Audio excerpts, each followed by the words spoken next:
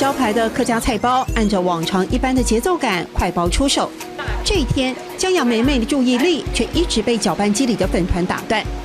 这个可能不太够呢。还在研发实验的水晶饺，外皮要 Q 要弹牙，关键就在这时候。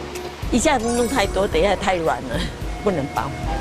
分次倒入煮好的太白粉水，发现粘稠度不够，赶紧拿出固状的板。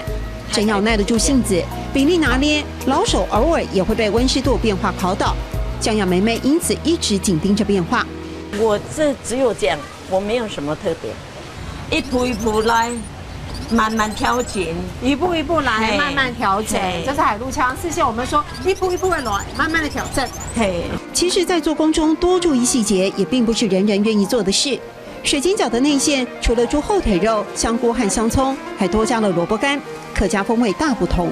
客人教我的，就是说多学，活到老学到老。他一直说哦，很多工不要做，可是你看人家都一直来找，这里有邻居就一天来买3趟。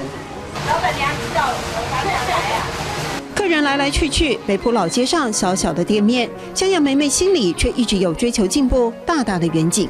活得这么老了我说我出去吃没有吃到好吃的东西，我有一种报复心。